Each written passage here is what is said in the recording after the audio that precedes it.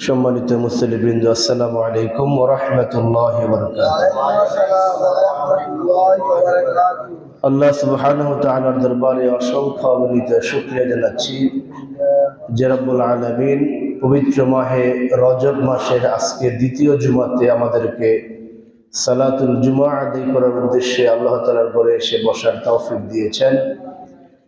পাশাপাশি ধারাবাহিকভাবে মহাগ্রন্থ আল কোরআন থেকে সংক্ষিপ্ত আকারে কিছু কথা বলা এবং শোনার জন্য আমাদেরকে বাছাই করেছেন। এজন্য আমরা শুরুতেই আল্লাহ তাআলার দরবারে শুকরিয়া জানাচ্ছি, আলহামদুলিল্লাহ।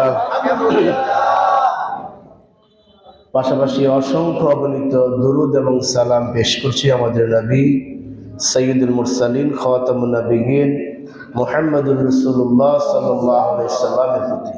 আল্লাহুম্মা সাল্লি আলা মুহাম্মদ, আল্লাহুম্মা বারিক আলা মুহাম্মদ। সম্মানিত হাজিরিন, মহাগ্রন্থ আল কোরআনের ধারাবাহিক আলোচনায় আজকে আমি তেলাওয়াত করেছি সূরা কাহফের 6, 7 এবং 8 নং আয়াতে কারিমা। 3টে আয়াতে কারিমা তেলাওয়াত করেছি। আল্লাহ সুবহানাহু ওয়া তাআলার নিকট তৌফিক কামনা করছি তিনি যেন সংক্ষিপ্ত আকারে এই নির্দিষ্ট সময়ের মধ্যে কিছু কথা আমাকে বলার তৌফিক দিন এবং আমরা যারা শুনছি আমাদের সকলকে যেন কোরআনের আলোকে আমাদের জীবনকে পরিচালনা করার তৌফিক দিন, বলুন আমিন। সম্মানিত হাজিরিন, সূরা কাহফটা আল্লাহ তাআলা নাজিল করেছিলেন এমন সময়ে যে সময়টা মক্কার কাফেররা রাসূল পাক সাল্লাল্লাহু আলাইহি সাল্লামের দাওয়াত গ্রহণ করছেই না, বরং রাসূল পাক সাল্লাল্লাহু আলাইহি সাল্লাম যেন তার এই দাওয়াতি কার্যক্রমের মিশনটা সফলভাবে তিনি এগুতে না পারেন তার বিরুদ্ধে তারা সব রকমের চেষ্টা প্রচেষ্টা করতেছিল। রাসূল পাক সাল্লাল্লাহু আলাইহি সাল্লাম যত বেশি তাদেরকে দাওয়াত দিচ্ছেন তারা তত বেশি তার বিপরীত অবস্থান করছে। এই সময় আল্লাহ তাআলা এই আয়াতগুলি নাজিল করেছিলেন, যার ফলে রাসূল পাক সাল্লাল্লাহু আলাইহি সাল্লাম চিন্তায় মগ্ন ছিলেন। তিনি আক্ষেপ করছিলেন। তিনি সব সময় এই একটা হতাশা তার ভিতরে কাজ করত তখনকার সময়ে, যে মানুষগুলিকে আমি অন্ধকার থেকে আলোর দিকে নিয়ে আসার চেষ্টা করছি, এই মানুষগুলোকে আমি সঠিক পথে দাওয়াত দিয়ে আল্লাহর সাথে জুড়ে দেওয়ার চেষ্টা করছি, এই মানুষগুলোকে জাহান্নাম থেকে জান্নাতের পথে নিয়ে আসার জন্য আমি চেষ্টা করছি, অথচ তারা আমার বিরুদ্ধে তার অবস্থান নিচ্ছে, তারা আমার দাওয়াত তো গ্রহণ করছেই না, বরং আমার এই মিশনকে তারা বেচতে যাওয়ার জন্য, এই মিশনকে তারা পরাজিত করার জন্য তারা সব রকমের চেষ্টায় লিপ্ত। এই একটা চিন্তা আল্লাহ রাসূলের নিকট সবসময় বিরাজমান ছিল। এই চিন্তায় তিনি অস্থির ছিলেন। আল্লাহ তাআলা এটা লক্ষ্য করলেন বিষয়টা, যে আমার হাবিব প্রিয় নবী সবসময় সেই কাফেরদের চিন্তায় আছেন, কিভাবে এই মানুষগুলোকে মুক্ত করা যায়। আমি চেষ্টা করে যাচ্ছি, তারা কেন আমার কথা শুনছে না, এই একটা বিষয় নিয়ে তিনি নিজেকে একবারে যেন শেষ করে দিচ্ছেন। খাওয়ার দাওয়ার সব বন্ধ, চিন্তায় মগ্ন তিনি। ঠিক এই অবস্থায় আল্লাহ তাআলা এই আয়াত নাজিল করে তাকে সান্ত্বনা দিলেন। প্রথম আয়াতটা, فَعَلَّكَ بَاخِعٌ نَفْسَكَ عَلَى آثَارِهِمْ إِن لَّمْ يُؤْمِنُوا بِهَذَا الْحَدِيثِ أَسَفًا। আল্লাহ রাসূলকে আল্লাহ তাআলা সান্ত্বনা দিয়ে বলছেন, হে আমার প্রিয় হাবিব, এই কাফের মুশরিকরা তারা আপনার দাওয়াত গ্রহণ করছে না বলে এই চিন্তায় আপনি আপনার নিজেকে শেষ করে দিবেন না। আল্লাহ সান্ত্বনা দিলেন যে আপনি এদের ব্যাপারে এত চিন্তা কেন করছেন, ওরা দিন গ্রহণ করছেন, আপনি চাচ্ছেন ওদেরকে বাঁচাবার জন্য, ওরা বাঁচতে চায় না। হাদিসে রাসূল পাক সাল্লাল্লাহু আলাইহি ওয়াসাল্লাম ইরশাদ করেছেন যে আমি এবং তাদের অবস্থা হলো সেই পঙ্গপালের ন্যায়, যে কেউ একটা আগুন জ্বালালো, পঙ্গপালগুলি সেই আগুনের মধ্যে দলে দলে ঝাঁপিয়ে পড়তেছে, অথচ একজন ব্যক্তি এসে ওদেরকে বহু চেষ্টা করছে সেখান থেকে ফিরে আবার জন্য। এরকম হয় কিনা, যে পঙ্গপালগুলি আগুনের মধ্যে ঝাঁপায় পড়তেছে, আর যিনি ফিরাবার চেষ্টা করছেন তিনি নিশ্চিত জানতে পারছেন যে এই পঙ্গপালগুলি এখন মারা যাবে, কারণ সে যেখানে ঝাঁপ দিচ্ছে ওটা আগুন, ওই আগুন তাকে রেহাই দিবে না। এই চিন্তা করে একজন মানুষ বহু চেষ্টা করেও ওই পঙ্গপালকে আগুন থেকে রক্ষা করতে পারে নাই, বরং তিনি যদি চেষ্টা করেন পঙ্গপাল আরো বেশি করে লাফিয়ে লাফিয়ে আগুনে পড়ে তার জীবনকে শেষ করে ফেলে। এই মানুষগুলোর অবস্থা হলো ঠিক এই অবস্থা, যে আমি তাদেরকে বাঁচাবার জন্য কত চেষ্টা করছি, আর তারা এইভাবে তাদের জীবনকে তারা শেষ করছে। এই জন্য রাসূল পাক সাল্লাল্লাহু আলাইহি সাল্লামকে আল্লাহ এই আয়াতের মাধ্যমে সান্ত্বনা দিলেন যে তাদের প্রতি আপনি অনুশোচনা অনুতাপ করতে করতে আপনি নিজেকে নিঃশেষ করবেন না। সূরা ফাতিরের ৮ নং আয়াতেও আল্লাহ তাআলা এমন একটা বক্তব্য দিয়েছেন, ফাইন্নাল্লাহা ইউদিল্লু মান ইয়াশা, নিশ্চয়ই আল্লাহ যাকে চাবেন তাকেই হেদায়েত দান করেন। সুবহানাল্লাহ। এই যে আপনারা আমরা টাইম মতো আসতে পেরেছি, আল্লাহ তৌফিক দেওয়ার কারণেই আমরা আসতে পেরেছি। জুমার নামাজ তো আজকে অনেকেই পড়বে, সবাই কি আগে আসতে পেরেছে? না। এই হাদিসটা তো আমরা প্রায় বলে থাকি, আজান হওয়ার সাথে সাথে যে ব্যক্তি আসবেন জুমার দিনে আল্লাহ তাআলা তাকে একটি ওট কুরবানির সমান সওয়াব দিয়ে থাকেন। আমরা জীবনে অনেক কুরবানি দিয়েছি, কিন্তু অনেকেই তো আমরা ওট কুরবানি দিতে পারি নাই, পেরেছি কি? কিন্তু জুমার নামাজে সবার আগে আসার কারণে আল্লাহ তাআলা তার আমল নামায় একটা ওট কুরবানির সওয়াব দিয়েছেন। এরকম ধারাবাহিকভাবে ফেরেশতারা লিখতে থাকেন। রাসূল পাক সাল্লাল্লাহু আলাইহি ওয়াসাল্লাম বলেন এই জুমার দিনের ফজিলতের ব্যাপারে, যে জুমার দিনের মসজিদের এই জুমা ঘরের দুয়ারে গেটে ফেরেশতারা সারিবদ্ধভাবে দাঁড়িয়ে থাকে, খাতা কলম হাতে নিয়ে দাঁড়িয়ে থাকে, কে কে আসছে তার নাম লিখতেছে। একবার ইমাম সাহেব যখন খুতবা দিবেন, যখন তিনি মিম্বারে দাঁড়াবেন, এই খুতবার আগ পর্যন্ত তারা তাদের নাম লিখতে থাকে। সুবহানাল্লাহ। ওই অনুযায়ী তাদেরকে ফলাফল দেওয়া হয়। সর্বশেষ যিনি আসবেন ওদের লিখার তালিকায় যে সর্বশেষ থাকবে তাকে অন্তত আল্লাহ তাআলা বঞ্চিত করবেন না। অন্তত একটা ডিম আল্লাহর রাস্তায় দান করলে যে সওয়াব পাওয়া যাইতো সেটাও আল্লাহ তাআলা ওদেরকে দিয়ে থাকেন। সুবহানাল্লাহ। এই যে ভালো কাজের প্রতি আমাদের ঝুঁকে আসা আমরা করতে পারি, এটা টোটালি আল্লাহর মেহেরবানি।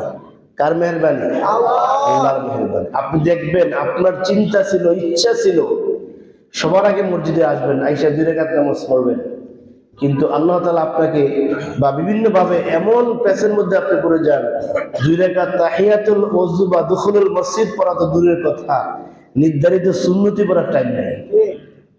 হয় কি এরকম? এটা আমি নিজেকে অনেক সময় দেখেছি, যে সবার আগে আসবো বা আইসা একবারে ঠান্ডা মাথায় কি করব, দেখি যে এমন একটা কাজের মধ্যে ব্যস্ত হয়ে গেলাম, হঠাৎ করে কাছে সামনে আসছে, একবার এসে 2 রাকাত নামাজ পড়ার সুযোগ থাকে না। তখন বুঝতে হবে যে আল্লাহ আপনার প্রতি সন্তুষ্ট না। যার প্রতি আল্লাহ সন্তুষ্ট তাকে ভালো কাজ করার সুযোগ আল্লাহ করে দেন। সুবহানাল্লাহ। এটা আল্লাহর সুন্নাহ। এই জন্য আল্লাহ রাসূলকে সান্ত্বনা দিচ্ছেন, ফাইন্নাল্লাহা ইউদিল্লু মান ইয়াশা, যাকে খুশি আল্লাহ তাআলা হেদায়েত দান করেন, ওয়া ইয়াহদি মান ইয়াশা, যাকে আল্লাহ খুশি ধ্বংস করেন, আবার যাকে ইচ্ছা ওয়া ইয়াহদি মান ইয়াশা, আল্লাহ তাআলা যাকে ইচ্ছা আবার হেদায়েত দান করেন।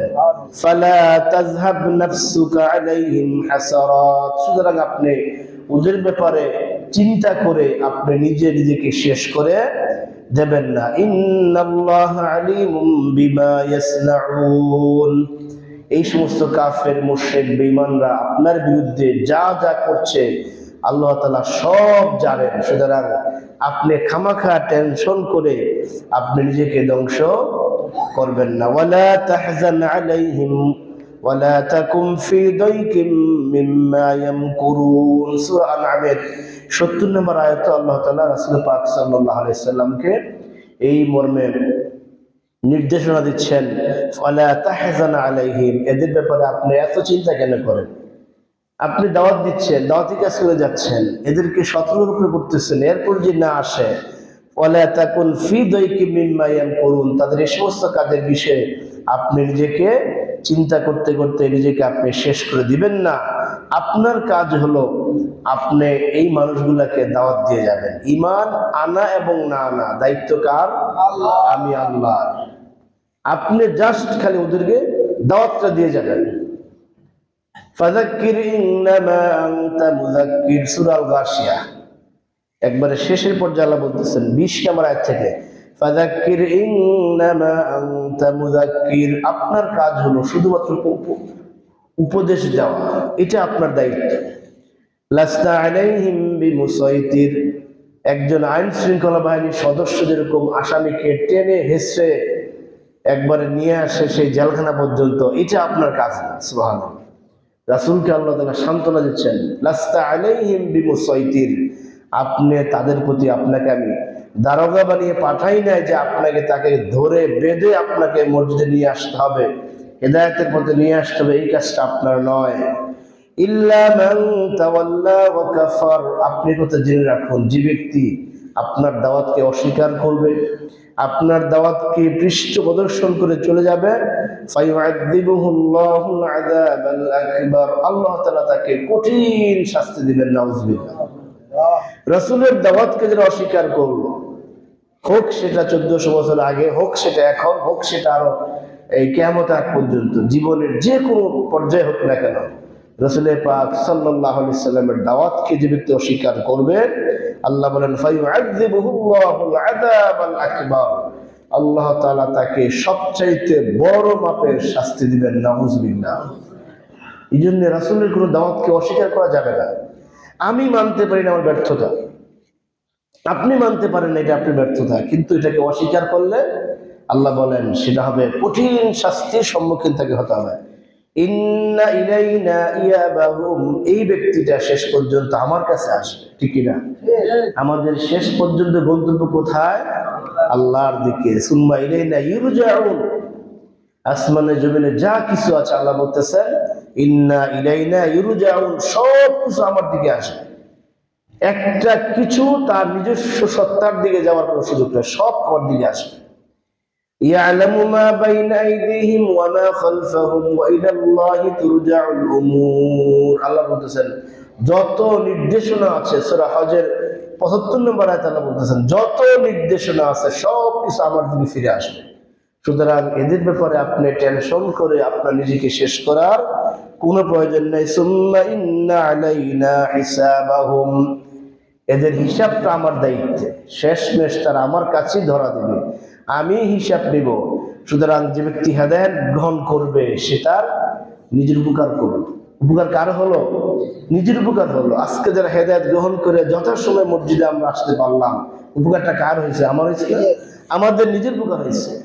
ওয়ামান ইয়াশকুর ফাইন্নামা ইয়াশকুরু লিনাফসিহি, সূরা লুকমানে আল্লাহ তাআলা বলতেছেন, এটা লুকমান আলাইহিস সালাম তার সন্তানকে বলেছিলেন, হে আমার প্রিয় বাচ্চা শোনো, ওয়ামান ইয়াশকুর, যে ব্যক্তি আল্লাহ তাআলার কৃতজ্ঞতা করবে, ফাইন্নামা ইয়াশকুরু লিনাফসিহি, সেই কৃতজ্ঞতার ফলাফলটা সে নিজেই পাবে। সুবহানাল্লাহ। আজকে সকালে আমরা ফজর নামাজ পড়েছি, অনেকে তাহাজ্জুদ পড়েছি, জিকির আজকার যা করেছি, সব কিছু ফলাফল কার জন্য? নিজের জন্য। ফলাফল সব কিন্তু আমার দিকে আসছে, ঠিক কিনা? অন্যের লাভ হয় না, কিন্তু লাভ হয়েছে আমাদের প্রত্যেকের নিজস্ব লাভে। এই জন্য আল্লাহ রাসূলকে আল্লাহ তাআলা বলতেছেন আপনার কোনো ক্ষতি নেই।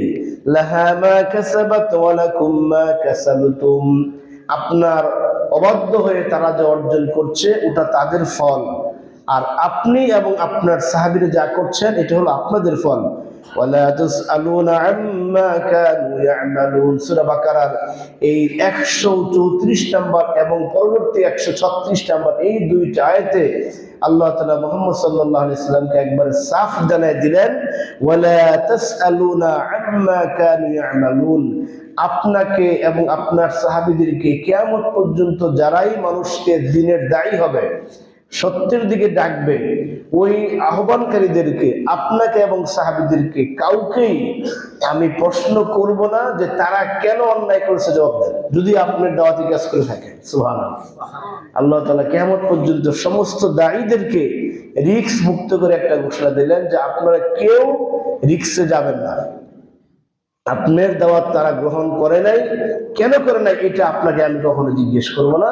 আপনার কাজ হলো ফাযাক্কির, মানুষকে সতর্ক করুন, মানুষকে দাওয়াত দিয়ে যান, আপনি এক নিরলস ভাবে মানুষকে দাওয়াতি কাজ করে যান। এই রাসূল সাল্লাল্লাহু আলাইহি সাল্লামকে আল্লাহ তাআলা এই বিষয়টা তিনি জানিয়ে দিয়েছেন সূরা কাহফের এই 6 নম্বর আয়াতের মধ্যে। সম্মানিত হাজিরিন, এই জন্য আমাদের এখান থেকে শিক্ষা হলো, আমরা ইসলাম সম্পর্কে, কোরআন সম্পর্কে, হাদিস সম্পর্কে যার কাছে যেইটুকু পুঁজি আছে ওই আলোকে মানুষকে সত্যের দাওয়াত দেওয়া, এটা চেষ্টা করতে হবে সবাইকে চেষ্টা করতে হবে। বাল্লিগু ওয়ালাউ আন্নী আয়া, আল্লাহ রাসূল বলেন তোমার কাছে আমার পক্ষ থেকে যদি একটা বাণী থাকে, ওই একটা বাণী মানুষকে পৌঁছে দাও। সুবহানাল্লাহ। এই আয়াতের মাধ্যমে আল্লাহ তাআলা দাওয়াতকে আজকে ফরজ করেছেন প্রত্যেক মানুষকে ইসলামের পক্ষে, আল্লাহর পক্ষে, আল্লাহর আইনের পক্ষে, আল্লাহর হুকমতের পক্ষে দাওয়াত দিতে হবে, ঠিক কিনা? এটা খেয়াল রাখতে হবে। শুধুমাত্র একমাত্র আমি একাই নামাজ পড়লাম, আমি একাই ইসলামকে মানলাম, আমার পাড়া প্রতিবেশী ছেলে মেয়ে সন্তান যারা আছে তাদেরকে দাওয়াত দিলাম না, এই এককভাবে আমল করে কিয়ামতের ময়দানে পার পাওয়া যাবে না। এই জন্য আসুন সকলে আমরা যার যার আঙ্গিকে আমরা সকলকে দ্বীনের দাওয়াত দিব। আল্লাহ তাআলা আমাদেরকে তৌফিক দান করুন, আমিন। সম্মানিত হাজিরিন, 7 নম্বর আয়াত এবং 8 নম্বর আয়াত, এই দুইটা আয়াত আল্লাহ তাআলা অন্য প্রসঙ্গে নাজিল করেছেন। সেটা হলো, এখানে আল্লাহ তাআলা আমাদেরকে কয়েকটা বিষয়ে মারাত্মকভাবে সতর্ক করতেছে। যারা আমরা এই দুনিয়াকে খুব বেশি গ্রহণ করছে, দুনিয়াকে পাওয়ার জন্য যারা আমরা উঠে পড়ে লেগেছি, আল্লাহকে ভুলে গিয়ে শুধুমাত্র দুনিয়া, এই দুনিয়ার মধ্যে যারা খুব বেশি ব্যস্ত, নামাজ নাই, রোজা নাই, হজ যাকাত, ইসলামী আন্দোলন, আল্লাহর এই জীবনে আল্লাহর দিন কায়েমের চেষ্টা, মানুষকে সত্যের মধ্যে দাওয়াত দেওয়া, হালাল হারাম এই সমস্তের মধ্যে কোনো পার্থক্য নাই, শুধুমাত্র ইনকাম নিয়ে ব্যস্ত, দুনিয়াকে নিয়ে ব্যস্ত, এই সমস্ত মানুষকে আল্লাহ তাআলা এই 7 এবং 8 নম্বর আয়াতের মাধ্যমে সতর্ক করতেছেন। ইন্না জাআলনা মা আলাল আরদি জিনাতাল লাহা লিনাবলুয়াকুম আইয়ুহুম আহসানু আমালা। আল্লাহ বলতেছেন, আমি এই পৃথিবীতে যত সৌন্দর্যময় বস্তু সৃষ্টি করেছি, যত লোভনীয় বস্তু সৃষ্টি করেছি, অর্থাৎ যেটা দেখলে সুন্দর মনে হয়, যেটা দেখলে ভালো লাগে, যেটা দেখলে মনের মধ্যে আরাম ফিল হয়, যেটা দেখলে মনের মধ্যে একটা খায়েশ জাগে, যেটা দেখলে গ্রহণ করতে মনে চায়, এরকম যত বস্তু সৃষ্টি করেছি, সব কিছু সৃষ্টি করার মূল উদ্দেশ্য হলো মানুষকে পরীক্ষা করা। বলেন সুবহানাল্লাহ। এই পরীক্ষাটা কি? আহসানু আমালা, আমলের ক্ষেত্রে কোন ব্যক্তি উত্তম, এটা পরীক্ষা করার জন্যই দুনিয়াতে আমি সমস্ত এই লোভনীয় বস্তুগুলাকে সৃষ্টি করেছি। এটা এই জন্যই সৃষ্টি করেছি। পৃথিবীতে অনেক লোভনীয় বস্তু আছে। মাছ ধরার জন্য যেরকম একজন মৎস্য শিকারী বড়শি ফালায় অথবা জাল পাতে, উদ্দেশ্য কি? মাছকে শিকার করা। এখন যেই মাছটা বোকা, সে এই খাবারটাকে খুব সুস্বাদু মনে করে পেট ভরে সে খাবে। এরপরে মালিক যখন, ওই মৎস্য শিকার যখন তার বড়শি উঠাবে, তখন সেই মাছটা, তার জীবনটা সে আর রইল না, জীবন কি হয়ে গেল? নষ্ট হয়ে গেল, সে মৃত্যুর মুখে ধাবিত হলো। আল্লাহ তাআলা পৃথিবীতে এমন অনেকগুলি বড়শি আমাদের কাছে প্রেরণ করেছেন, বড়শি পেতেছেন এবং আমাদেরকে সতর্ক করেছেন, খবরদার, আমি কিন্তু তোমাদেরকে পরীক্ষা করার জন্য এগুলো ফেলেছি। যারা এগুলা গ্রহণ করবে, যারা এগুলা গিলে খাবে, আমি যখন আমার এই রশিদের টান দিব, তখন সবগুলি কিন্তু জাহান্নামে চলে যাবে। এরকম অনেকগুলি বস্তু আল্লাহ তাআলা আমাদেরকে এরকম রশি হিসেবে দিয়েছেন পরীক্ষার জন্য। সূরা আল ইমরানের 14 নম্বর আয়াতে 8টি 9টি বস্তু বলা হচ্ছে, আরো অনেক আয়াতে অনেকগুলি বলা হচ্ছে। আল্লাহ বলতেছেন, যুয়িনা লিন-নাসি হুব্বুশ শাহওয়াত মিনান নিসাই ওয়াল বানিন ওয়াল কানাতিরিল মুকান্তারাতি মিনাজ যাহাবি ওয়াল ফিদ্দাতি ওয়াল খাইলিল মুসাওওয়ামাতি ওয়াল আন'আম ওয়াল হারস যালিকা মাতাউল হায়াতিদ দুনিয়া আল্লাহু ইনদাহু হুসনুল মাআব। এখানে আল্লাহ তাআলা 9টা বিষয় বলেছেন। প্রথম হলো হুব্বুশ শাহওয়াত, মনের চাহিদা। আমাদের প্রত্যেকের ভিতরে একটা সত্তা আছে, একটা প্রভু আছে। এই যে আমরা ঘোষণা দিই লা ইলাহা ইল্লাল্লাহ, আল্লাহ ছাড়া কোনো প্রভু নেই, এটা আমাদের মৌলিক দাবি, এটা আমাদের আকীদা যে আল্লাহ ছাড়া কোনো ইলাহ নেই, লা ইলাহা ইল্লাল্লাহ। এটা আমরা কেন দিলাম? এটা দেওয়ার কারণ হলো যে আল্লাহ ছাড়া কিছু কিছু মানুষ আছেন, তাদের কিছু কিছু ইলাহ আছে। বলেন নাউজুবিল্লাহ। এই ইলাহের মধ্যে একটা ইলাহ হলো প্রত্যেকের সত্তা, প্রত্যেকের নফস, আত্মা। এইটা সেখানে বসে বসে আপনাকে ডিরেকশন দেয়, এই কাজটা কর, এটার মধ্যে লাভ আছে, এখানে যা, ওইখানে গেলে অনেক কিছু পাবি, দেয় কিনা ডিরেকশন। এটা বলে হুব্বুশ শাহওয়াত, প্রবৃত্তির ভালোবাসা। এই প্রবৃত্তির ভালোবাসাটা আল্লাহর পক্ষ থেকে একটা টোপ বর্ষি ফেলানো হয়েছে, যে তোমার মন যা চায় তুমি করতে পারবে দুনিয়াতে, আমি তোকে বাধা দিব না। তুমি জাহান্নামের পথে যাবে, যাও হাঁটো, তুমি হাঁটতে পারো। তুমি আগুনের দিকে যাবে, যাও হাঁটতে পারো। তুমি অকল্যাণের দিকে যাবে, যাও হাঁটতে পারো। তুমি জুলুমাত দিকে যাবে, যাও হাঁটতে পারো। এরকম একটা হব্বুশ শাহওয়াত আল্লাহ দিয়েছেন। এই হব্বুশ শাহওয়াত, যে প্রবৃত্তির ভালোবাসা, প্রবৃত্তির অনুকরণ, এইটার পিছনে যে ব্যক্তি পড়বে, আল্লাহ তাআলা বলে দিয়েছেন খবরদার, ওয়া মাওয়াহু জাহান্নাম, এর যাবে ফাইনাল জাহিমা হিয়াল মাওয়া, এর জায়গা হবে জাহান্নাম। বলে নাউজুবিল্লাহ। আল্লাহ কিন্তু এই টোপ ফেলে দিয়ে আমাদেরকে আবার সতর্ক করেছে কি,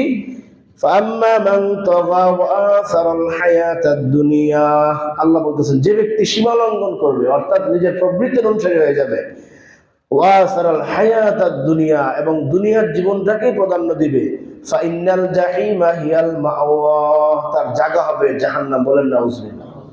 সুতরাং এই প্রথম পর্যায়ে যে প্রবৃত্তির চাহিদা, ওইটাকে কখনো গ্রহণ করা যাবে না। মন যা চায় তাই করা যাবে না। যেটা চাবে ওইটা দেখতে হবে এটা হালাল কিনা। ওটা যদি হালাল হয় তাহলে করা যাবে, ওটা যদি ন্যায় হয় তাহলে করা যাবে, এটা যদি ইনসাফের পক্ষে হয় তাহলে করা যাবে। আর যে হালাল নয়, হারাম হয়, করা যাবে না। ওটা যদি অন্যায় হয় করা যাবে না। ওইটা যদি মানুষের প্রতি জুলুম করা হয় করা যাবে না। এই জন্য মনের প্রবৃত্তি যারা, এই প্রবৃত্তির অনুসারে যারা হবে, তাদের ব্যাপারে ফাইনাল জাহিমা হিয়াল মাওয়া, আল্লাহ তাআলা জাহান্নামের ঘোষণা দিয়েছেন। বলেন নাউজুবিল্লাহ। এটা হলো এক নম্বর হুব্বুশ শাহওয়াত, আমাদের এক নম্বর যে ধোঁকার একটা বস্তু। দুই নম্বর আর কয়েকটা একসাথে, সেখানে আল্লাহ বলতেছেন মিনান নিসাই ওয়াল বানিন, নারী এবং সন্তান সন্ততি। পৃথিবীতে ধোঁকার যে যতগুলো ধোঁকার বস্তু আছে, এর মধ্যে একটা হলো স্ত্রী এবং সন্তান সন্ততি। অনেক মানুষ পৃথিবীতে আছে স্ত্রীকে খুশি করার জন্য, সন্তানদেরকে খুশি করার জন্য, এদের ভবিষ্যৎকে আরো সুন্দর করার জন্য নিজের আখিরাতের জীবন শেষ, আছে কিনা? এরকম অনেক মানুষ আছে, তাদের সন্তুষ্ট করার জন্য সারাদিন পরিশ্রম করে যাচ্ছে, সকাল থেকে সন্ধ্যা পর্যন্ত, রাত দিন সব সময় এই পরিশ্রম করে যাচ্ছে।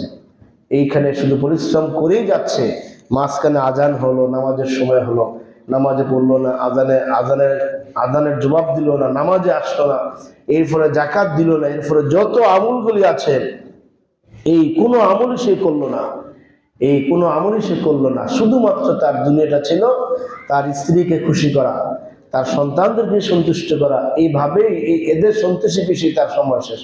সকাল 8টায় সে বের হয়ে যাইতো, রাত 10টা 11টা 12টা বাসায় যেত। উদ্দেশ্য কি? দুনিয়াকে ইনকাম করা। দুনিয়া বেশি ইনকাম করতে হলে তারপর তার স্ত্রী সন্তুষ্ট, তার সন্তানগুলি আরো ভালোভাবে এই পৃথিবীকে এনজয় করতে পারবে, এই চিন্তা করে সে সবকিছু করছে।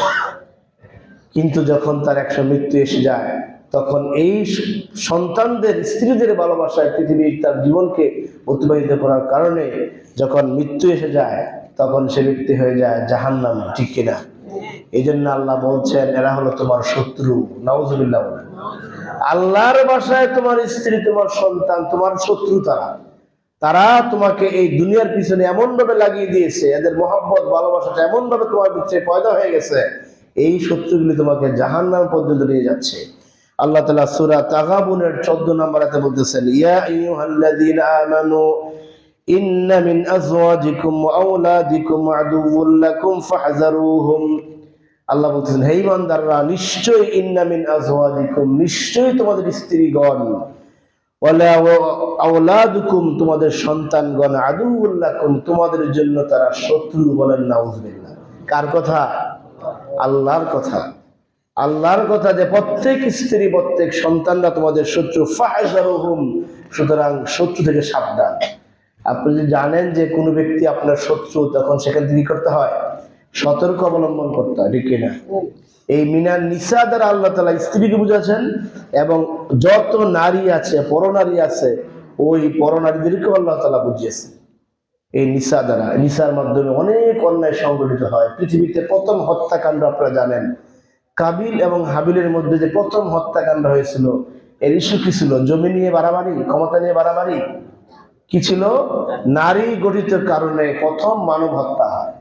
সেম বনি ইসরায়েলদের রাসূলুল্লাহ সাল্লাল্লাহু আলাইহি ওয়াসাল্লাম বলেন, বনি ইসরায়েলদের মধ্যে যে প্রথম বিপর্যয় হয়েছিল, প্রথম যে ঝগড়া শুরু হয়েছিল ওদের মধ্যে, তখন এই প্রথম ঝগড়ার মূল কারণ ছিল নারী। সুতরাং নারী থেকে প্রত্যেক পুরুষকে সাবধান করে আল্লাহ তাআলা কোরআনে বহু জায়গায় বহু আয়াত নাযিল করেছেন। এবং এই নারীদের চক্রান্তকে আল্লাহ তাআলা কোরআনে সবচাইতে বড় চক্রান্ত বলেছেন। ইউসুফ আলাইহিস সালামের ঘটনা আপনারা জানেন, এখানে বসে আমি অনেক আলোচনা করেছি। ইন্না কুন্না কায়দাহুন্না আযীম। সে আজিজ কিছু বলেছে যে তোমার চক্রান্ত সবচেয়ে বড় চক্রান্ত। এই জন্য এই নারীগুলি হলো আমাদের জন্য, প্রত্যেক পুরুষের জন্য নারীগুলি হলো একটা টোপ, এর মাধ্যমে আল্লাহ তাআলা পরীক্ষা করবেন। ওয়াল কানাতিরিল মুকান্দারাতি মিনাজ যাহাবি ওয়াল ফিদ্দা, এখানে আল্লাহ তাআলা তিনটা বিষয় বলেছেন, সোনা রূপা অঢেল সম্পদ, এই সবগুলি তোমাদের লোভনীয় বস্তু। পাহাড় পরিমাণ সম্পদ হওয়ার পরও তার আরো চাই, আরো চাই, হয় কিনা? একটা বাড়ি কিছুদিন পর চিন্তা করলে আরেকটা বাড়ি করা দরকার, দুইটা বাড়ি হয়েছে এরপর চিন্তা করে আরেকটা বাড়ি হওয়া দরকার, একটা গার্মেন্টস হয়েছে আরেকটা গার্মেন্টস হওয়া দরকার, এখন চিন্তা করে কিনা? আল্লাহ বলতেছেন ওয়াল কানাতিরিল মুকান্তারাতি মিনাজ যাহাবি ওয়াল ফিদ্দাতি, ব্যাংক ভরে গেছে টাকায়, তারপর আরো টাকা দরকার। আমরা দেখেছি বিগত সময়ে এমপি মন্ত্রীরা, সরকারের বিভিন্ন আমলারা যে হাজার হাজার কোটি টাকা পাচার করেছেন, জমিয়েছেন বিভিন্ন ব্যাংকে, পুরো এলাকা কিনে ফেলেছেন, এরকম খবর আমরা পেয়েছি, ঠিক কিনা? এই আয়াতের বহিঃপ্রকাশ, যেটাকে আল্লাহ তাআলা লোভনীয় করেছে। একটা মানুষ পৃথিবীতে বসবাস করার জন্য কয় হাজার কোটি টাকা লাগে ভাই,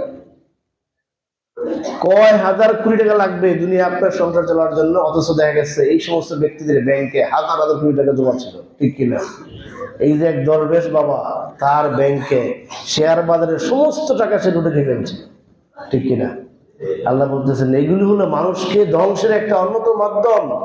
তার ভিতরে একটা সম্পদের মধ্যে একটা লোভ সৃষ্টি হয়ে গেছে। আল্লাহ রাসূল বলেন, বনি আদমকে যদি এক পাহাড় পরিমাণ স্বর্ণ দেওয়া হয়, সে আরেক পাহাড় পরিমাণ স্বর্ণ তার কামনা হবে, তার পেট ভরবে না। যখন তাকে কবরে নেওয়া হবে, তার 3 দিন 4 দিন 5 দিন পর যখন সে পেটটা ফেটে যাবে, সেখানে যখন মাটি ভেঙে তার পেটে পড়বে, ওই কবরের মাটি তার পেট ভরবে, বলেন নাউজুবিল্লাহ। এটাই সত্য কথা, এটাই বাস্তবতা। এই সম্পদকে অর্জন করতে করতে করতে করতে মানুষ একবারে কবর পর্যন্ত চলে যায়। হাত্তা যুরতুমুল মাকাবির কাল্লা সাওফা তা'লামুন সুম্মা কাল্লা সাওফা তা'লামুন কাল্লা লাউ তা'লামুনা ইলমাল ইয়াকিন লা তারাউনাল জাহিম। এই সম্পদটাকে কবর পর্যন্ত নিয়ে যায়, দুনিয়া সে বুঝতে পারে না। বুঝতে পারে কখন? যখন সে জাহান্নামের আগুন দেখতে পায়, বলেন নাউজুবিল্লাহ।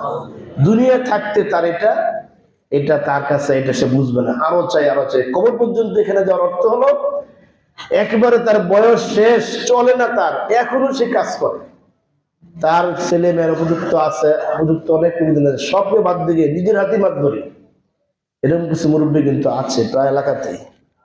উপযুক্ত সন্তানরা আছে, ওদেরকে ব্যবসা বুঝায় যায় না, নিজেই সবকিছু করবো।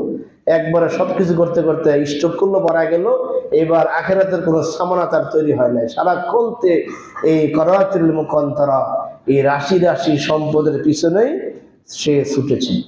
সম্মানিত হাজিরের সময় সংক্ষিপ্তার কারণে সংক্ষেপে বলতেছি, ওয়াল খাইলিল মুসাওয়ামাতি ওয়াল আনআমি ওয়াল হারস, চিহ্নিত ঘোড়া, গবাদি পশু, জমি, ক্ষেত খামার, দামি দামি ঘোড়া। তখন তো ঘোড়া ছিল, এখন হল দামি দামি গাড়ি। কার গাড়িটা কত দামি, এটা যারা গাড়ির মালিক তাদের মধ্যে একটা প্রতিযোগিতা থাকে। আমার তো গাড়ি নেই, দিলে বুঝবো না এটা। যারা গাড়ির মালিক, সে যখন এই কোনো ঢাকার ভিআইপি রোডে যখন ট্রাফিক সিগন্যালে পড়ে, তখন তার ভিতরে এই কাজটা করে যে আমার গাড়ির দাম মাত্র 80 লাখ টাকা, আমার সামনে যেটা আছে 1.5 কোটি টাকা, আমাকে ওইটা কিনতে হবে। তার ভিতরে আমার চিন্তার কাজ থাকে এবং সেটা ওইটাই করে। একটা সুন্দর বাইকের জন্য ছেলে আত্মহত্যা করে, আমাকে আমার বাইক লাগবেই। বাইক না দিলে সে পড়ালেখা করে না, ঘরে বসে না, কিচ্ছু সে করে না। 3 দিন 4 দিন 5 দিন খায় না, শেষ পর্যন্ত মা বাবা অপারগ হয়ে সন্তানকে বাইক তুলে দেন, হয় কি এরকম? এটা আল্লাহ বললেন যে এর প্রতি একটা আসক্ত আল্লাহ তাআলা সৃষ্টি করেছেন। এভাবে এর মাধ্যমে আল্লাহ তাআলা বান্দাকে পরীক্ষা করেন। এরকম অনেক কিছু, ক্ষেত খামার, জমি জামা, হাজার হাজার বিঘা জমি বিভিন্ন এমপি মন্ত্রীরা আত্মসাৎ করেছেন, আমরা দেখেছি গত কয়েক বছর। ঠিক না? হাজার হাজার জমি, যেখানে খালি জমি কতশিল আছে সেখানে তারা বাগ বসাইছে। 1 বিঘা জমি দখল ক্রয় করে 10 বিঘা 20 বিঘা বালু করছেন। আসলে এরকম আছে, এরকম ভূমিদস্যুরা এই কাজগুলি করেছেন। এটা হলো তার জন্য একটা পরীক্ষা এবং তার একটা জাহান্নামে যাওয়ার একটা মাধ্যম, ঠিক কিনা? আল্লাহ রাসূল বলেছেন, কেউ যদি অন্যায়ভাবে 1 বিঘা জমি অপর সপক্ষের জমি দখল করে, 1 বিঘা মানে 6 ইঞ্চি, কয় ইঞ্চি? 6 ইঞ্চি বা 8 ইঞ্চি এরকম হবে। 1 বিঘা জমি যদি কেউ অন্যায়ভাবে দখল করে, কিয়ামতের ময়দানে গোটা পৃথিবী সমপরিমাণ 7 তবক, এই যে পৃথিবী আছে 7টা স্তর আছে, এই সবগুলি তার কাঁধে ঝুলিয়ে দেওয়া হবে। বলেন নাউজুবিল্লাহ। এই অন্যায়ভাবে আত্মসাৎকারীদের অবস্থা এরকম হবে। কিয়ামতের দিন এরকম বিশাল বিশাল দেহনীয় মানুষগুলো হাজির হবে, তার এই 2 কাঁধে এরকম পৃথিবী পরিমাণ সম্পদ তার কাঁধে ঝুলিয়ে দেওয়া হবে। তখন মানুষ বুঝতে পারবে যে এই মানুষটা পৃথিবীতে অন্যায়ভাবে মানুষের সম্পদ দখল করেছে। ওয়ালামু আন্নামাল হায়াতাদ দুনিয়া লাইবু ওয়া লাহওয়া ওয়া যিনাতুন ওয়া তাফাখুরুম বাইনাকুম ওয়া তাকাসুরুন ফিল আমওয়াল। সূরা হাদীদের 20 নং আয়াতে আল্লাহ বলতেছেন, হে আমার উম্মতরা, হে আমার বান্দারা, আল্লাহ বলতেছেন, ওয়ালামু, তোমরা জেনে রাখো, ইন্নামাল হায়াতুদ দুনিয়া লাইবুন, এই দুনিয়াটা হলো একটা খেলনা, ঠিক কিনা? একটা খেলনা, ওয়ালাহুন একটা ক্রিয়া কৌতুক, ওয়াজিনাতুন একটা লোভনীয় বস্তু, ওয়া তাফাখুরুম বাইনাকুম এবং এই তোমাদের এই সন্তান সন্ততি এবং সম্পদের প্রতিযোগিতার একটা বস্তু। দুনিয়াটা খালি প্রতিযোগিতা হয়, কার সম্পদ কত, প্রতিযোগিতা হয় এই সম্পদের। এই তাফাখুর এবং অহংকার করে তারা ওয়াতাকাসুরু ফিল আমওয়াল ওয়াল আওলাদ, তার জনশক্তি জনসমর্থনের একটা প্রতিযোগিতামূলক জায়গা হলো দুনিয়া। সন্তান সন্ততি আল্লাহ তাআলা এখানে বলেছেন, এখানে হলো তার জনসমর্থন। মানুষ দেখে যে ডাক দিলেই সে চিন্তা করে আমি ডাক দিলেই 500 লোক আসবে, ডাক দিলে 1000 লোক আসবে, এটা তার ভিতরে একটা খায়েশ তৈরি হয়ে যায় যে আমার সমর্থন এত আছে। এই জন্য দল থেকে তাকে মনোনয়ন না দেওয়ার কারণে সে দেখছে আমি ডাক দিলে 1000 লোক আসে, 2000 লোক আসে, আমার আওলাদ অনেক ভক্তবৃন্দ আছে, সুতরাং আমি স্বতন্ত্রী দাঁড়াবো। এরকম হয় কিনা? এটা হলো তার একটা খায়েশ, এই সম্পদের এই দুনিয়ার প্রতি একটা লোভ লালসা দিয়ে। ওমাল হায়াতুদ দুনিয়া ইল্লা মাতাউল গুরুর। পর আয়াতের শেষ অংশে আল্লাহ বলতেছেন, এই দুনিয়াটা হলো তোমার একটা ধোঁকা, একটা প্রতারণার জায়গা, তোমাকে ধোঁকার মাধ্যমেই এই দুনিয়াটা তোমাকে রাখছে। এই আয়াতের শেষ অংশে আল্লাহ বলতেছেন, লাবলুহুম, শেষ বলতেছেন লিনাবলুহুম আইয়ুহুম আহসানু আমালা, এর মাধ্যমে আমি তোমাদেরকে পরীক্ষা করব, তোমরা তোমাদের আমলনামায় কে উত্তম হতে পারো, কার আমলনামা কত বেশি উত্তম হতে পারে। এই পরীক্ষা করার জন্যই উপরোক্ত সবগুলি বস্তু আমি দুনিয়ার মধ্যে সুন্দর করে শোভন করে তোমাদের সামনে হাজির হয়েছে। যারা ধরবে তারাই ধোঁকার মধ্যে পড়ে যাবে, যারা ধরবে না বেঁচে থাকবে। যে আমাকে আল্লাহ যেটুক দিয়েছেন, আমার আখিরাত কেন্দ্রিক যত কাজ আছে, যত সামানা আছে, সবকিছু আমি ডুবিয়া সবকিছু করার পর যদি আল্লাহ আমাকে 1000 কোটি টাকা মালিক দেখ, সেটা আমার আপত্তি নাই, কিন্তু আমার কাজ কি, আমার টার্গেট থাকবে আখিরাতকে সুন্দর করা, ঠিক কিনা? এই টার্গেটটা যারা থাকবে তাদের জন্য দুনিয়াটা এই ধোঁকা হবে না। আর যাদের ওই টার্গেট থেকে ফিরে এসে, লক্ষ্যবস্তু থেকে ফিরে এসে যারা এই শুধুমাত্র দুনিয়াকে কামাবে, তাদেরকে আল্লাহ বলতেছেন এদের জন্য এটা হলো ধোঁকা, এটা হলো তার পরীক্ষার মাধ্যম। সূরা মুলুকের সেই আয়াত আল্লাহ তাআলা বলতেছেন, আল্লাযী খালাকাল মাউতা ওয়াল হায়াতা লিয়াবলুয়াকুম আইয়ুকুম আহসানু আমালা, তোমাদের এই জীবন মৃত্যুকে আমি দিয়েছি পরীক্ষার জন্য, পরীক্ষা না করার জন্য তোমাদেরকে আমি এই পরীক্ষা না করে তোমাদেরকে আমি ছেড়ে দেব না। আমাদের দুনিয়াতে আসার কোনো প্রয়োজন ছিল না, এটা আল্লাহ দিয়েছেন কিসের জন্য? পরীক্ষার জন্য। এই জন্য দুনিয়াটাকে পরীক্ষাগার হিসেবে, পরীক্ষা কক্ষ হিসেবে গ্রহণ করতে হবে।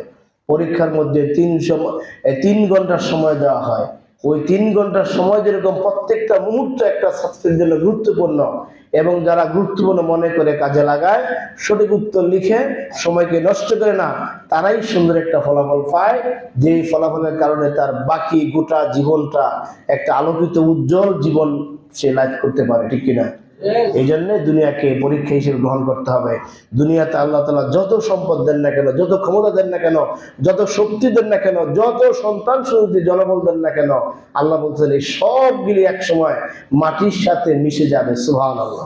পরবর্তী এই 8 নম্বর আয়াতে, ওয়া ইন্না লাজাইলুনা মা আলাইহা সাঈদান জুরুজা, যত সহায় সম্পদ যা দেখছো সব কিছু এক সময় শেষ হয়ে যাবে। তোমার ক্ষমতা থাকবে না, তোমার জনবল থাকবে না। তোমাকে যখন শেষ বিদায় দিয়ে আসবে, তখন তুমি কবরের মধ্যে একা একাই শায়িত হবে। তখন তোমার হিসাব হবে তুমি পৃথিবীতে কি করেছো সেই আমলনামা দিয়ে, ঠিক কিনা? কিন্তু আমরা ভুলে যাই, যখন সম্পদ এসে যায়, সন্তান সুখী এসে যায়, জনবল আমরা পেয়ে যাই, পাহাড় সমান সম্পদ যখন অর্জন হয়ে যায়, তখন আমরা এই কথাগুলি মনে থাকে না যে এটা একটা আমার একটা একটা আশ্রয়ের জায়গা ছিল, এইখানে একটা আমার বিশ্রামের জায়গা ছিল, এটা আমার চিরবাস আমার চিরস্থায়ী জায়গা ছিল না। এটা আমরা ভুলে যাই। একজন যাত্রী চট্টগ্রাম থেকে সে যাবে ইতে যাবে, সে একদম বাংলাদেশে যে পঞ্চগড় শেষ জেলা সেখানে যাবে, ট্রেনে যাবে সে। এখন চট্টগ্রাম থেকে ডাইরেক্ট কোনো ট্রেন ইতে নাই, পঞ্চগড়ে নাই, আছে নাকি? নাই। সে ঢাকা আসতে হবে। তিনি ঢাকা আসলেন, কমলাপুর স্টেশনে নামলেন, টিকিট কাটা ওইখান থেকে, একই কোম্পানির টিকিট তিনি কেটেছেন, এখানে সে ট্রেন চেঞ্জ করে তিনি যাবেন এখানে। তো যথারীতি তিনি এখানে বসছেন, তাকে এখানে কিছুক্ষণ রেস্ট করতে হবে, গাড়ি আসবে পরে যাবেন। তাকে একটা রুম দেওয়া হলো, তিনি সেই রুমে গেলেন। সেই রুমে গিয়ে তিনি দেখলেন যে রুমটা অন্ধকার। কি করা যায়? তিনি চিন্তা করলেন যে যেহেতু অন্ধকার, তখন তিনি সেই রুমের মধ্যে বাতি লাগালেন। এবার বাতি জ্বললো, বাতি লাগার পর দেখলেন যে রুমটার মধ্যে মাকড়সা বিভিন্ন হাবিজাবি ঘুরে রয়েছে, লোকজন আসে না আসে জায়গা। তখন তিনি কি করলেন, নিজে গিয়া ঝাড়ু কিনলেন, কিনা সুন্দর করে ঝাড়ু দিলেন, ঝাড়ুটা দিয়ে সব গুছাইলেন। দেখলেন রুমটা রং টং নাই, রং খুঁজে পড়তেছে। পরে নিজে গিয়ে রং টং নিয়ে আসলেন, সুন্দর করে রং টং করলেন। এবার রং টং করার পর দেখলেন যে এখানে বসার মতন ব্যবস্থা নাই। এবার তিনি আনলেন সোফা, আনলেন সোফা, এটা বসলেন। দেখলেন যে একটু রেস্ট নেওয়া দরকার, একটা খাট নিয়ে আসলেন, এই খাটও নিয়ে আসা হলো।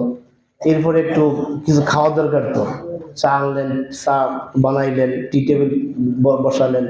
এবার তিনি চা সবকিছু ঠিকঠাক করলেন, আলোকিত করলেন, রং করলেন, খাট বিছাইলেন, সবকিছু করার পর চা জাল দিলেন। এবার তিনি চা মুখে দিবেন, খবর আসছে ভাই আপনার ট্রেন চলে আসছে, আপনার পঞ্চগড়ের ট্রেন চলে আসছে, আপনার তাড়াতাড়ি বের হন। এই চাটা সব রাইখা তিনি কি করলেন, দৌড়ে গিয়ে পঞ্চগড়ের গাড়ি দিয়ে তিনি উঠলেন। এই লোকটাকে আপনি কি বলবেন? দুনিয়ার বোকা, ঠিক না? এর যে বোকার হতেই পারে না। এইটা তার একটা মুসাফিরখানা ছিল, সেখানে আধা ঘন্টা 40 মিনিট বসবে, গাড়ি কখনো একটু যান না। এইখানে এই আধা ঘন্টা 40 মিনিট 1 ঘন্টা থাকার জন্য কি করলো সে? হাজার হাজার টাকা খরচ করে রুম টুম সব সাজাইলো, আলোকিত করলো, এখানে সব কিছু করে এখন সব ফালা হয়ে দৌড় দিল। বোকা না সে? আমরা কিন্তু ভাই এই কাজটাই করতেছি। আমাদের মূল যাত্রা কোথায়? আখিরাতে, কবরে। ওইখানে যাওয়ার জন্য আল্লাহ তাআলা মাঝখানে একটা স্টেশন, একটা রুম, একটা দুনিয়াকে আমাদেরকে দিলেন। এখানে কয়েকদিন ওয়েট করো, এখানে তুমি ওয়েট করবা। এই ওয়েট করতে গিয়ে আমরা এত ব্যস্ত হয়ে এত কিছু করতেছি। যখন সব কিছু সাজায় গুজায়া সুখের একটা সংসার সাজালাম, এখন একটু সুখ করব, আনন্দ উল্লাস করব, ঠিক এই মুহূর্তে ট্রেন আজরাইল এসে হাজির। আর এক মুহূর্ত তোমাকে আল্লাহ তাআলা সুযোগ দিবেন না। এবার সব ছেলে মেয়ে, স্ত্রী, সংসার, ব্যবসা বাণিজ্য সব কিছু ফেলে তুমি এখন চলে যাও কোথায়? পরকালে। এটাই আমাদের অবস্থা। সুতরাং এই অবস্থা থেকে আমাদেরকে বুঝতে হবে যে আমাদের দুনিয়াটা আসল ঠিকানা নয়, আমাদের দুনিয়া আসল ঠিকানা আখিরাত। আল্লাহ বড় আফসোস করে বললেন যে কোরআন এবং হাদিসের মাধ্যমে এত গুছিয়ে বুঝিয়ে বলার পর, বাল তুসিরুনাল হায়াতাদ দুনিয়া ওয়াল আখিরাতু খায়রু ওয়া আবকা, আখিরাতের জীবনটা তোমার কাছে অতি উত্তম, ওয়াল আখিরাতু খায়রুল লাকা মিনাল উলা। আল্লাহ রাসূলকে বলতেছে দুনিয়ার জীবনের চাইতে আখিরাতের জীবনটা তোমার অনেক উত্তম, ওইটা স্থায়ী একটা জীবন, ওইটা শুরু আছে শেষ নাই। অথচ তোমরা বাল তুসিরুনাল হায়াতাদ দুনিয়া, ওইটাকে বাদ দিয়ে ভুলে গিয়ে তোমরা দুনিয়ার জীবনটাকে বেশি প্রাধান্য দিয়ে থাকো। এই জন্যই দুনিয়াকে বলা হচ্ছে একটা ধোঁকা, এটা একটা বোকাদের। এখানে যারা এই দুনিয়াকে খুব বেশি মজা করে ভোগ করার ব্যবস্থা করবেন, তাদেরকে আল্লাহ বোকা বলেছেন। এটাকে আল্লাহ লাইবুন বলেছেন, খেলা বলেছেন। আজকে স্টেডিয়ামে খেলা দেখার জন্য যুবকরা 1000, 2000, 5000, 10,000 টাকার টিকিট কেটে সেখানে খেলা দেখে, যায় কিনা?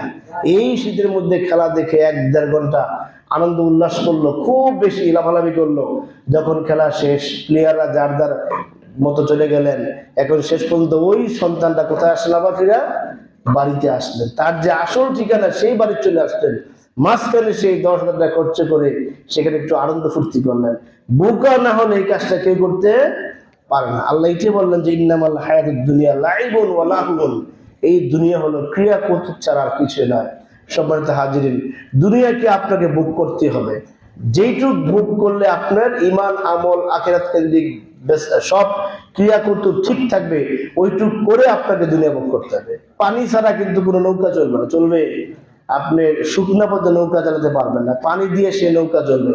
চলতে চলতে সেই নৌকার মধ্যে যদি বেশি মাত্রায় পানি উঠে, তাহলে কি হবে? নৌকা ডুবে যাবে, মানুষ ক্ষতিগ্রস্ত হবে, মালিক ক্ষতিগ্রস্ত হবে, নৌকাটা ক্ষতিগ্রস্ত হবে। এই জন্য বুদ্ধিমানের কাজ হলো এই পানিতে চলার সময় যখনই পানি উঠবে সেই পানিগুলাকে সে সেচে সেই নৌকাকে, তলাকে সে পানি মুক্ত রাখার চেষ্টা করবে। দুনিয়া আমরা দুনিয়াদারি করব, সব সময় করব। যখনই দুনিয়া বেশি চলে আসবে তখনই আমাদেরকে লক্ষ্য করতে হবে এই পথে আগালে, এই দিকে বাড়লে আমার আখিরাত ক্ষতিগ্রস্ত হতে পারে। এই জন্য আমি আখিরাত যদি ক্ষতিগ্রস্ত হয়, আমি সেই দিকে আমি খেয়াল রাখবো যদি ক্ষতিগ্রস্ত না হয়। কুনু আবলা তাকুনু আবনাউদ দুনিয়া, রাসূল বলতেছেন তোমরা দুনিয়ার সন্তান হয় না, ওয়া কুনু আবনাউল আখিরা, আখিরাতের সন্তান হও। দুনিয়া যত বেশি লাভ করবে আখিরাত তত বেশি ক্ষতি হবে, আর আখিরাত যত বেশি লাভবান করবে দুনিয়া তোমার তত বেশি ক্ষতি হবে। এই জন্য আমরা আখিরাতের লাভবানটা আমরা চাই, যেহেতু আমরা ঈমানদার, যেহেতু বিশ্বাস রাখি আমরা এই দুনিয়াটা আমাদের জন্য স্থায়ী নয়, আমাদেরকে বড়কালে যেতে হবে। আল্লাহ তাআলা আমাদেরকে এই বিষয়গুলি আমল করার তৌফিক দিন। আমিন।